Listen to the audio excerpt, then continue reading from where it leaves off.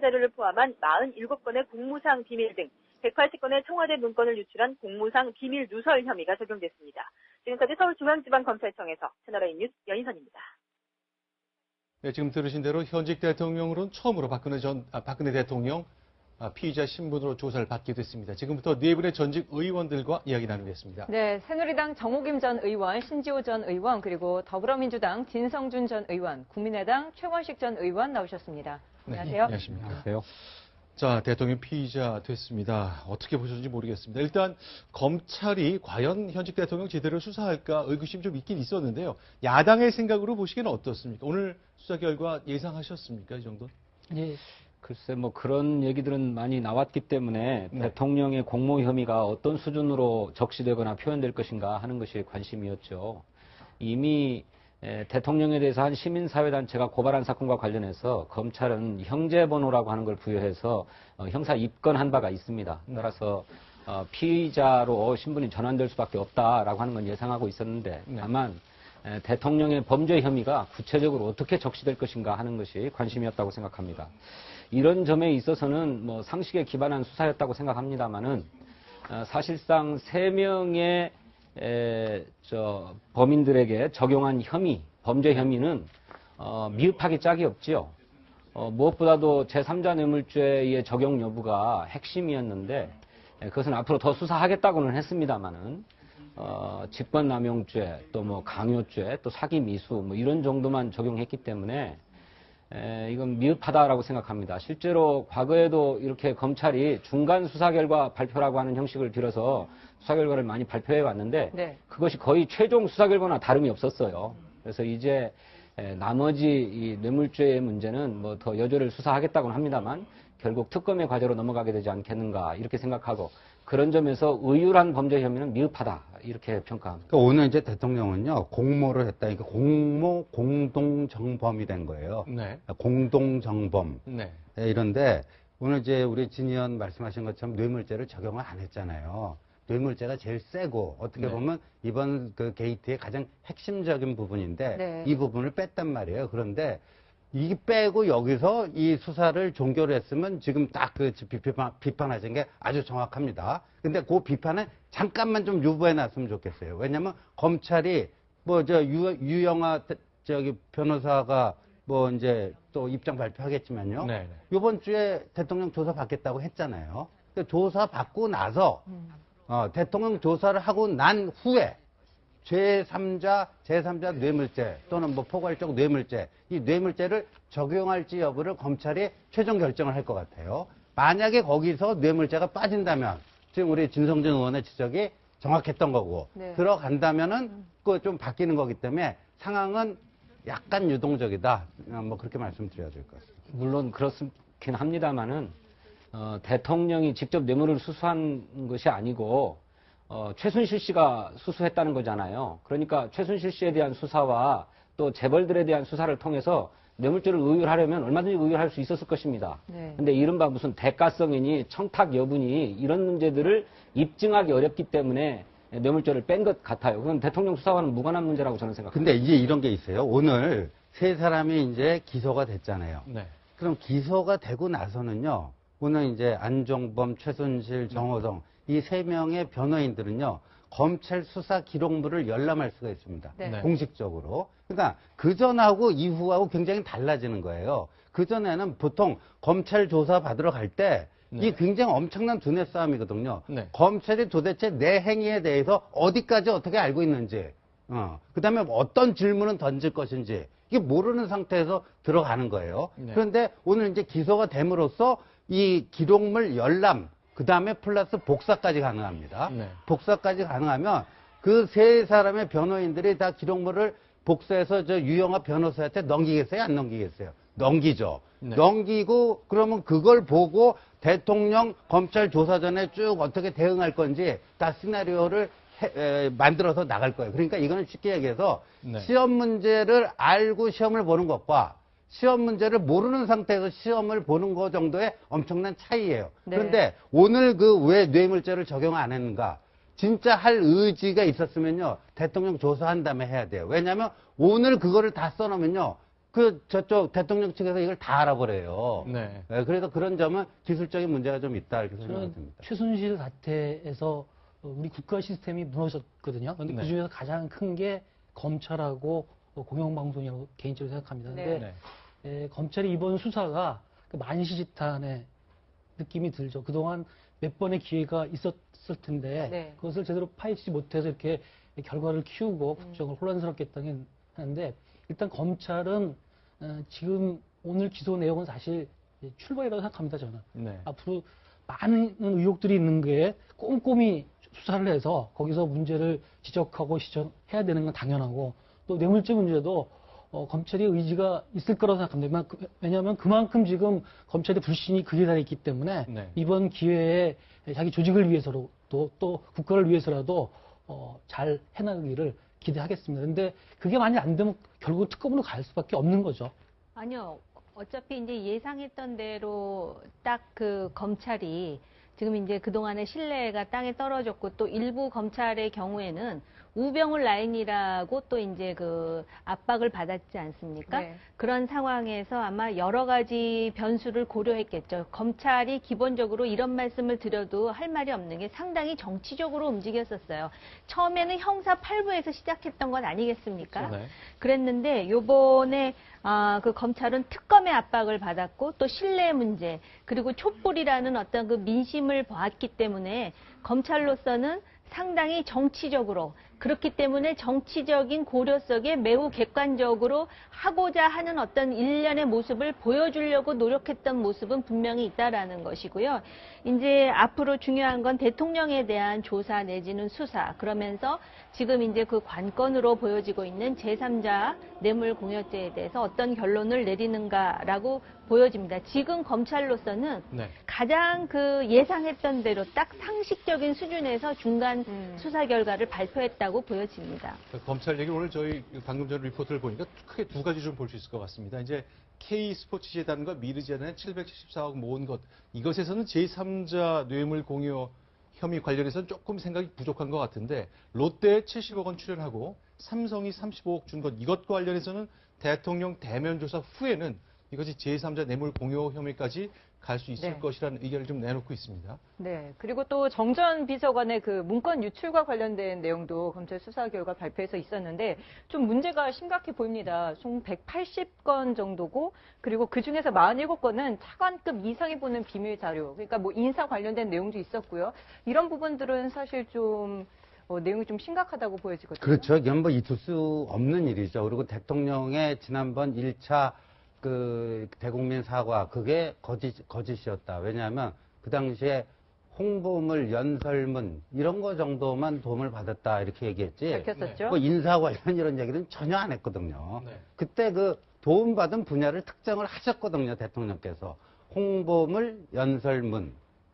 근데 이게 아니라는 게 드러난 거 아니에요. 그다음에 인사라는 게 얼마만큼 인사가 만사라는 말이 있듯이 그 권력의 힘이 제일 잘 발휘되는 곳이 어딥니까? 인사 아니겠습니까? 정당에 있어서는 공천이고요. 그런데 이 민감한 거기에 있었다라는 이게 최순실에게 다 갔다라는 거. 그다음에 말이죠. 최순실이 그런 말이죠. 인사 문제를 가지고 부정한 재산을 축적한 건 없는가? 저는 충분히 개연성이 있는 얘기 아니겠습니까? 그러니까 장관급 인사를 하루 이틀 전에 먼저 알았다. 그리고 심지어 수도권 외곽의 모 역술인에게 찾아가서 아무개 씨를 어디 장관에 앉히려고 하는데 이거 뭐 어떻습니까? 이런 걸 다 문의를 뭐라고 해요? 문의라고 하면 안 돼요. 그러니까 하긴다 컨설팅을 받았다는 거 아닙니까? 그렇다면 그런 인사 문제에 개입을 해가지고 부정한 부를 축적한 건 없는지 이런 것도 조사를 해야 되는데 오늘 검찰 공소장이 좀 이따가 이제 공개가 된다니까 다 면밀히 살펴봐야 되겠습니다만 아까 그 검찰 수사 발표에는 그런 거는 또 빠져 있는 것 같습니다. 그러니까요. 그런 점에서 검찰의 수사가 충분하지 않다라고 하는 점입니다. 그런 부분까지 다 밝혀내야 되고 실제로 우리 국민이 경악했던 것은 이른바 그 최순실의 태블릿 PC가 나오면서 어떻게 그런 일이 있는가. 정말로 그 정부의 공식 직함이 없는 민간인에게 대통령이 어떻게 연설문을 의뢰하고 연설문을 더해서 국가 기밀 서류까지 다 넘어가서 이렇게 하게 됐는가라고 해서 격분했던 것 아닙니까? 그런데 지금은 K재단 그리고 미르재단에 국한해서만 수사를 한 것 같아요. 네. 또 하나 국민의 분노를 자아냈던 것이 정유라의 이화여대 부정입학 사건입니다. 그렇죠. 네. 이거 교육부의 감사도 있었지만 이대 교수들이 어떻게 특혜를 줬는지는 드러났지만 그러면 왜 이대 교수들이 정유라에게 입학 특혜를 주고 학사 관리에 그런 특혜를 줬는지는 밝혀지지 않았어요. 이거 수사에서 드러내야 될 부분입니다. 특혜가 오갔을 것이거든요. 그런데 이 부분도 다 수사가 안 된 것 아닙니까? 아니, 그래서 또 하나는 이렇게 최순실이 기업으로부터 기부를 받아가지고 본인이 재산을 횡령한 부분은 없는지에 대해서도 전혀 수사가 안 된 것 같아요. 이거 그냥 재단에게만 다 넘어간 것입니까? 그래서 합법적으로 쓰려고 했던 것입니까? 저는 그렇게 보기 어렵다고 봅니다. 정말로 계좌 추적 같은 거 정확하게 해서 돈을 빼돌린 게 있는지 없는지를 철저하게 수사했는지 모르겠어요. 제가 이제 그 부분을 말씀드리려고 그러는데요. 그 2대 부정 입학과 관련해서는 이제 그 교육부에서 검찰 수사 의뢰를 하고요. 네. 단지 이제 그 교육부 자체에 문제가 있었어요. 그 이화여대와 관련해 가지고 교육부로부터 이화여대가 엄청난 특혜를 받았고 몇몇 교수들이 특정 프로젝트에 엄청난 특혜를 그렇죠. 받은 것에 네. 대해서는 마치도 문제가 없는 것처럼 어저께 발표한 것에 대해서는 아마 감사원의 감사를 포함해서 조사가 필요한 것인데 네. 저는 오늘 중간 수사 결과에 특정을 해서 좀 말씀드리고 싶은 게 있는데요.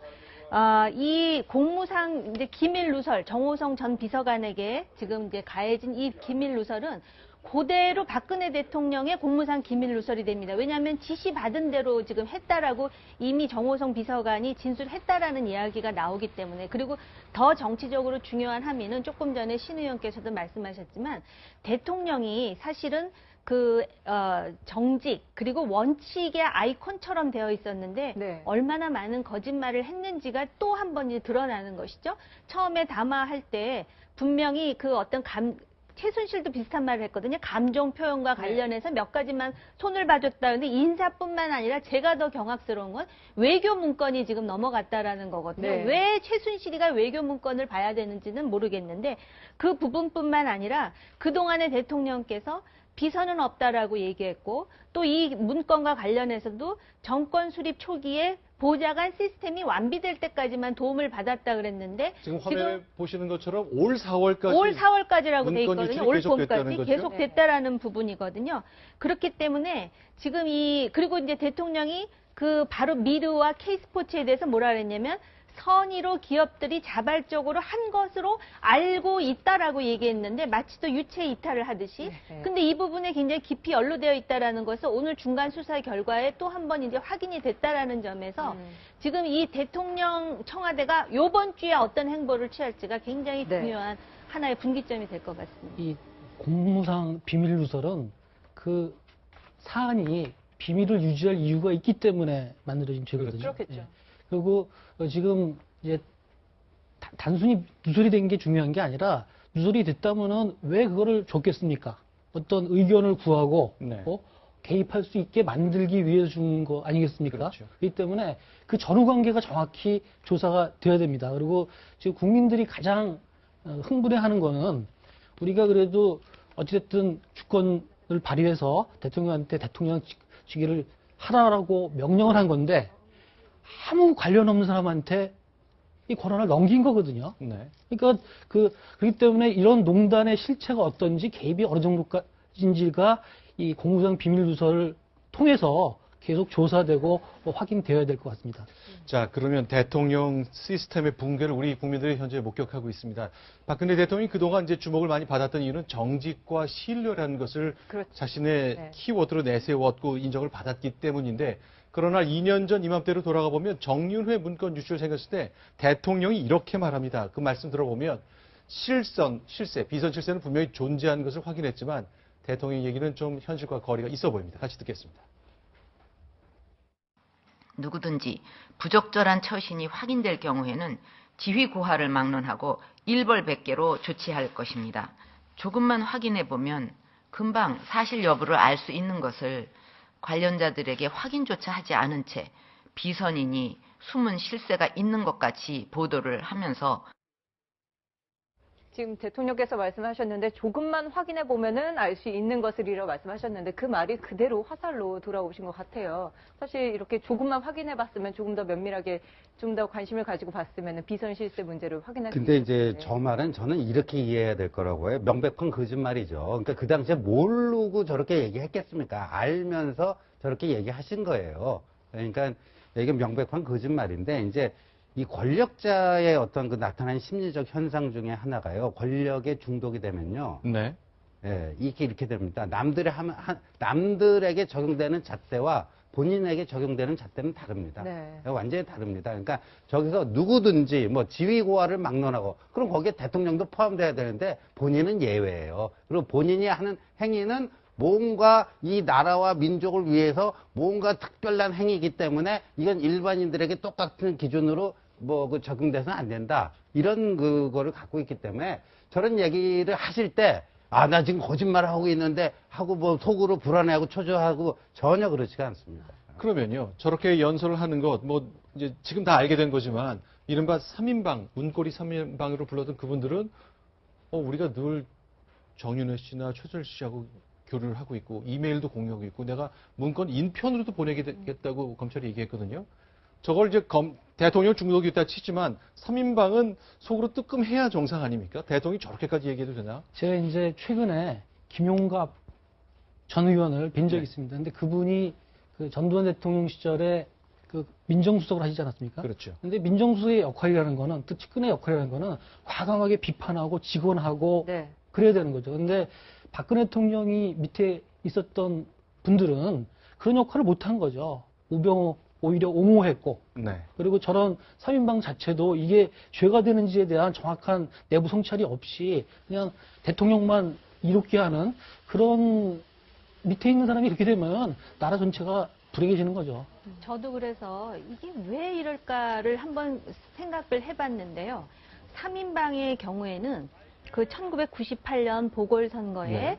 박근혜 대통령이 당시 의원으로 당선되면서 그 중에 그 2명 이상이 정윤회 씨에 의해서 발탁이 돼가지고 그때부터 이제 계속 보좌진으로서 그 지금까지 이제 박 대통령을 모시고 있었기 때문에 다른 사회생활을 한 경험이 없어요. 그렇기 때문에 그게 조직의 논리로 아주 관성화된 것이 아닌가 이런 생각이 들고 박근혜 대통령의 그 비선 실세에 대한 그런 관념은 그러면서 그 말 끝에 뭐라 그러냐면은 아마 그게 2015년 연두 기자회견이었을 것 같은데 비선은 진돗개밖에 없다고 분명히 그렇게 말씀을 하셨는데 엄연히 정말 누가 뭐래도 참 경악스러운 비선들이 존재했는데 비선이라고 따로 생각한 것이 아니라 정말 자신의 핏줄은 친인척에 해당하지만 최순실이라는 사람은 누구의 표현대로 정말 오장육부 그리고 3인방에 대해서는 살갗이라고 생각했기 때문에 비선이라고 선을 긋는 게 아니라 오히려 하나의 일체라고 생각한 것이 아닌가. 그렇지 않고서는 어떻게 저렇게 얼굴색 하나 안 변하고 저런 말씀을 계속 하실 수가 있을까. 설명이 안 되는 것이죠. 그 문고리 3인방과 관련해서 정호성 씨가 그 지금 수감돼 있으면서 자신이 보안을 그러니까 휴대폰 네. 그 집에서 압수수색하면서 털렸잖아요. 네. 그것만 안 뺏겼어도 하면서 그 회안에 그것 때문에 대통령에게 결정적 누를 끼치게 됐다 해서 뭐 회안에 눈물을 흘렸다 뭐 이런 기사가 우리 동아일보 통해서 이제 봤는데 저는 이렇게 생각해요. 이 친박 국회의원 중에서요. 네. 처음에 이제 친박으로 공천받아 국회의원 되면요. 박근혜 당시 대표죠.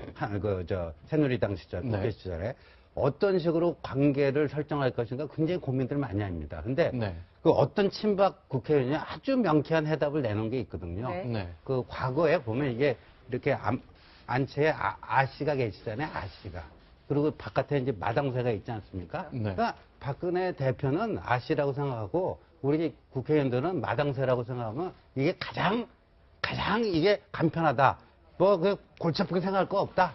아씨 모시듯이 마당새의 자세로 하면 된다. 이게 친박 국회의원 입에서 나온 얘기예요. 근데 제가 오늘 그분 뭐 실명은 안 밝히겠습니다만, 그러니까 이제 정호성 이런 분들이요 회안에 눈물 흘리는 거는 정말 박근혜 대통령이 저런 식으로 한다면요 저기서는 간신이 됐어야죠. 박근혜 대통령에 대해서는 간신이 되고 국가를 위한 충신이 됐었어야 되는데 그분들에게는 그런 의식이 없는 거예요. 아씨를 잘 모셔야 되는데 난 마당새인데.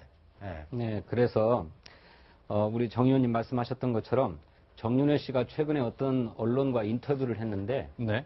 자기가 대통령을 모실 때에는 이런 무리한 일이 없었다. 네. 자기와 최순실 씨가 헤어진 이후에 이렇게 무리한 일들이 발생했다 이러는데 네. 정윤회 씨가 그러면 가깝게 모실 때는 정윤회 씨는 무슨 국정에 직함이 있었습니까? 네. 그 사람도 비선 실세였어요. 정윤회 씨한테는 어떤 문건이 어떻게 넘어갔는지, 정윤회 씨는 어떻게 국정에 개입했는지도 밝혀져야 될 사안이라고 저는 생각합니다.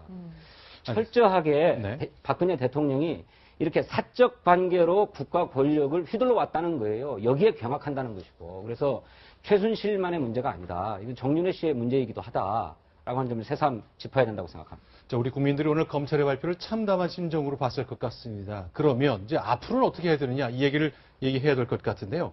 자, 이선 후대 또는 퇴진을 요청했던 것이 야당의 그동안의 그 입장이었는데 최근 들어서 보니까 탄핵이란 말이 좀 들리기 시작하네요. 야당으로서는 탄핵이란 방법으로 좀 가는 겁니까? 불가피하게 갈 수밖에 없죠. 네. 우리는 그래도 나름대로 사퇴라는 거는 스스로 명예로운 결정인데 그걸 안 하시겠다 그리고 대통령이 직위에 숨어서 수사도 지연시키겠다 이렇게 한다면은 사실은 법률적인 절차를 거칠 수밖에 없는 거죠. 물론 이제 이 탄핵이라는 과정이 네. 사실 그 여당의 일부도 합류해야 되고 또 헌법재판관들이 다수의 3분의 2 이상이 결정해서 그런 난관이 있지만은 이제는 그렇게 갈 수밖에 없게 지금 대통령이 만들고 있는 거죠. 그 길을.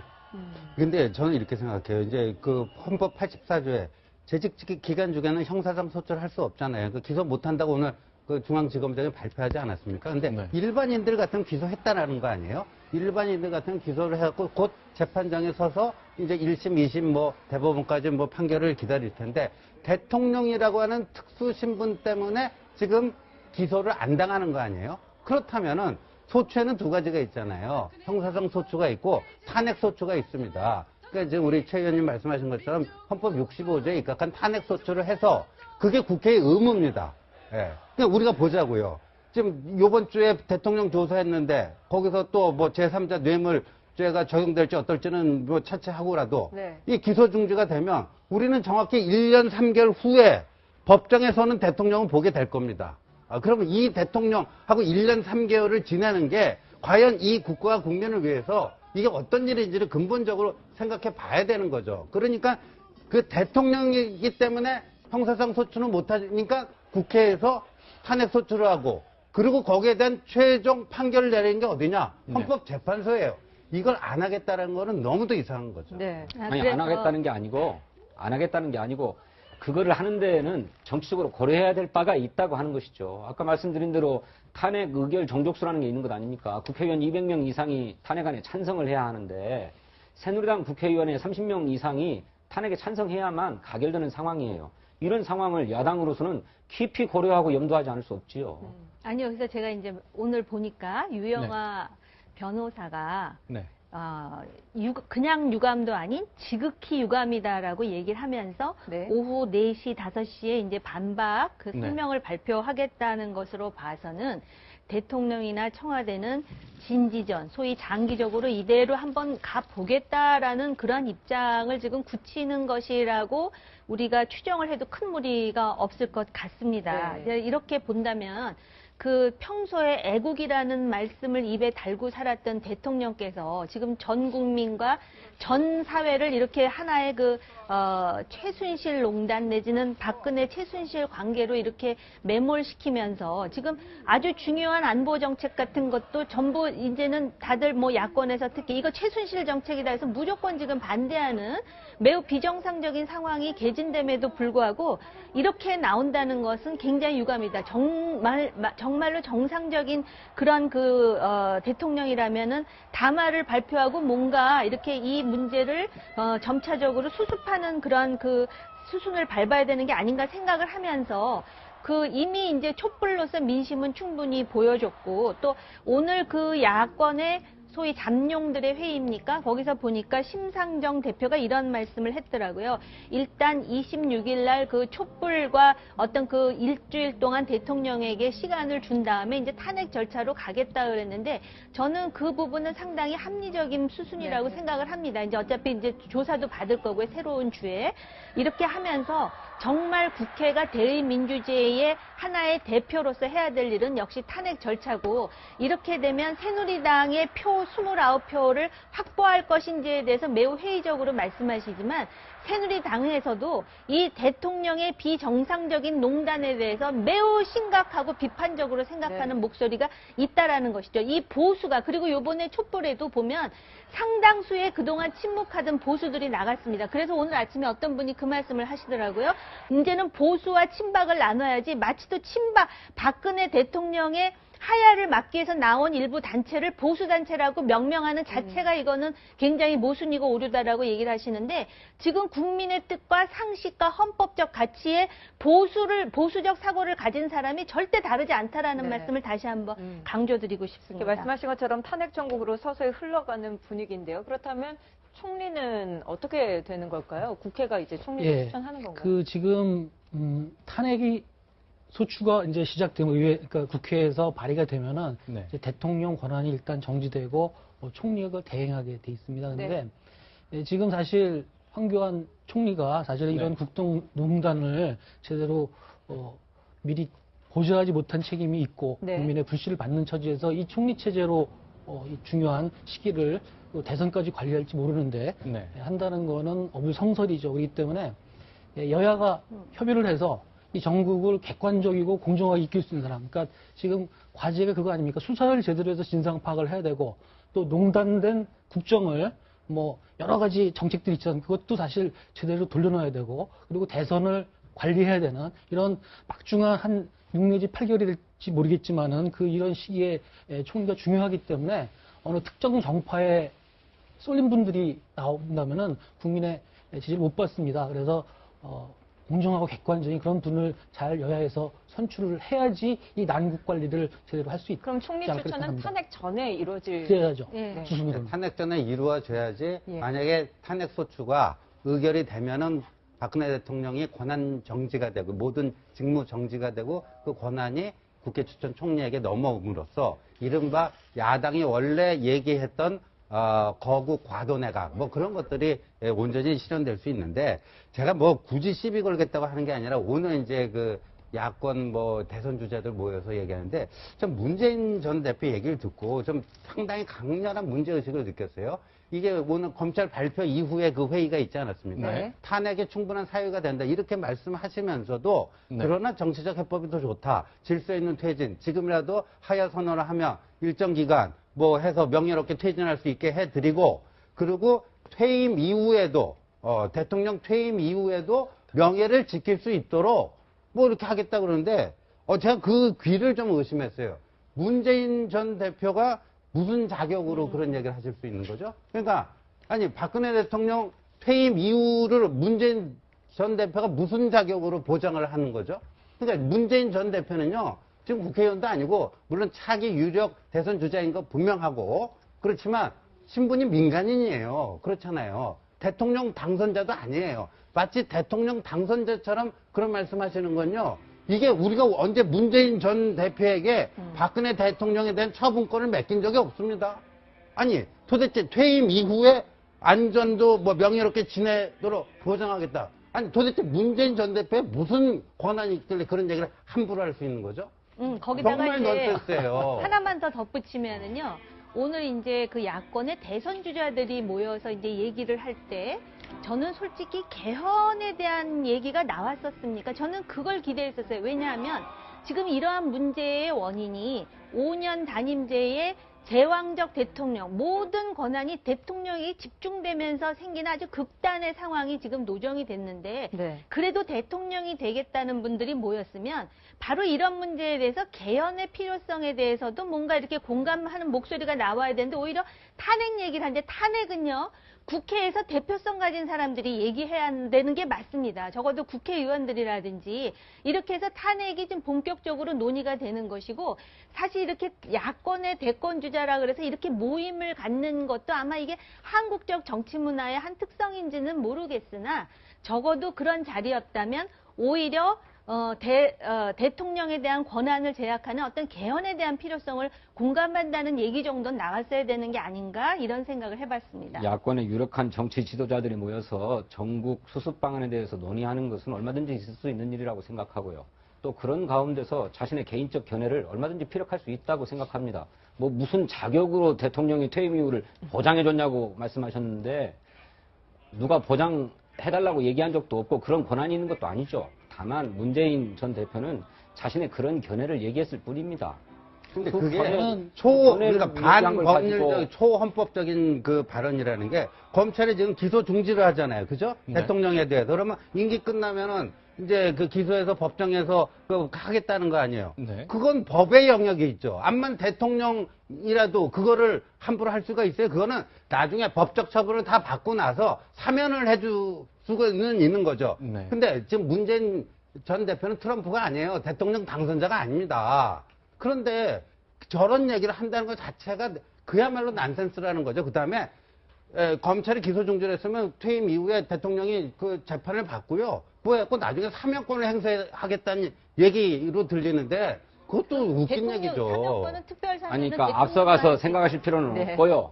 네, 앞서가서 생각하실 필요는 없고. 저도 깜짝 놀랐는데 자격의 문제도 뭐 있겠지만은 네. 지금 무슨 명예라는 게 이해가 안 가는데 굳이 법률적으로 얘기하면은 나중에 대통령 되시면은 네. 박근혜 대통령 수사를 안 하든지 네. 아니면은 사면하겠다 이거 이외에는 해석이 안 되는 거죠. 근데 그거는 지금 국민들이 그걸 용납하겠습니까? 그리고 법과 원칙을 앞장서 지켜야 되는 또 하나의 박근혜 대통령이 되는 게 아니겠습니까? 그래서 그런 거는 좀 신중하게 발언을 하셨으면 하는 생각입니다. 지금 속보자방 나온 거 보니까요. 문재인 전 대표가 한 얘기를 보면 박근혜 대통령이 퇴진하면 퇴임 후에 명예는 보장하겠다 이런 말씀하셨는데 그것도 좀 해석이 좀 필요한 말 같아요. 네.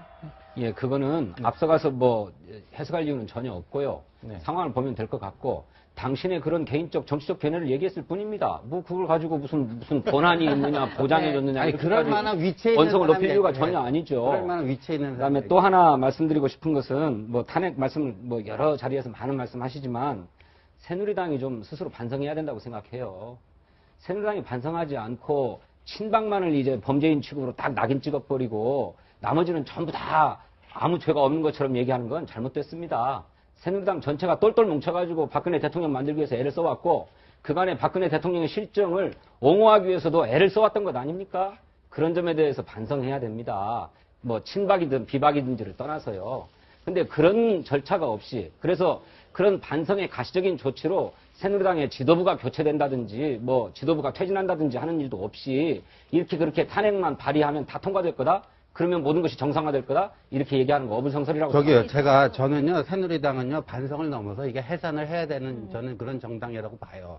이거는 박근혜 대통령과 최순실 일당의 공범 역할을 했기 때문에 이건 해산되어야 되는 정당이다. 그 다음에 우리 헌법 8조에 보면 정당은 그 목적 및 활동이 민주적이어야 한다 이렇게 되어 있는데 네. 새누리당은 전혀 그런 점에서 우리 헌법 8조에 부합되지 않는 정당임이 만천하에 드러난 거예요. 이런 정당은 국고 보조금 받을 자격도 없고 해산을 해야 됩니다. 그런데 우리 진현님 그런데 네.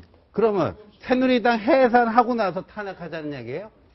아니 그러니까 그게 새누리당이 해산하는 문제 이걸 왜 탄핵 추진하는 문제하고 연결을 시키냐고요. 그러니까 새누리당이 무슨 욕이든 저는 얻어먹어야지 마땅하고 감수해야 된다고 생각하지만 그걸 왜 탄핵 추진하는 문제랑 뭐 선후 관계로 연결을 시켜요? 아니 현재까지 박근혜 대통령이 새누리당의 1호 당원으로 있는 것 아닙니까? 아니요. 최소한 탈당을 했습니까? 제명을 했습니까? 새누리당이 반성해야 된다라는 거는 100번 오르신 말씀이고요. 그거는 뭐 수도 없이 얘기를 했고 말로도 안 되고 그거를 좀 해체를 하고 그 지도부를 퇴진시켜야 되는데 그렇기 때문에 이제 새누리당이 여러 가지로 이제 그 마치 또 콩가루 집안처럼 지금 파열음이 나는 거예요. 그 새누리당 반성해야 된다는 말씀 100번 오른데요.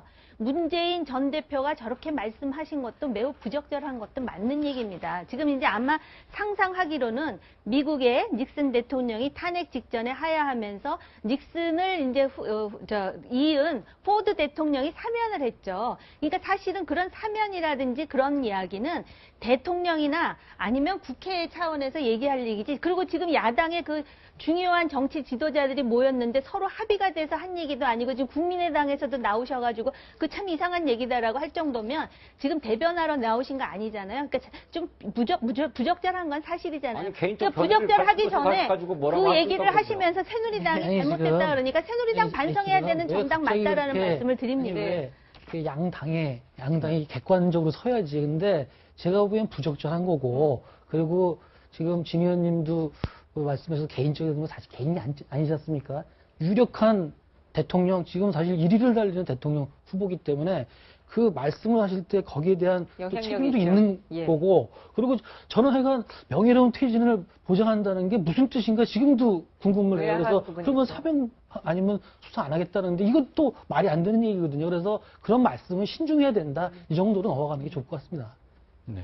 자, 그러면 이제 어쨌건 이렇게 위기에 빠졌기 때문에 이제 내년의 대선이 이제 12월에 있을지 좀 더 먼저 있을지 그건 아무도 장담하기 힘든 상황이 돼 버렸는데 결국 우리 국민들이 보는 것은 이렇게 위기에 빠진 나라에서 어떤 리더가 어떤 리더십을 발휘하냐 굉장히 중요한 관전 포인트가 될 겁니다. 그런데 최근에 나온 것 보니까 여야 공이 당 대표분들의 표현의 절제가 좀 안 보이는 것 같습니다. 하나씩 보면서 얘기를 좀 나눠보겠습니다. 추미애 대표 얘기인데요. 저희가 음성을 몇 가지 준비했습니다. 보겠습니다.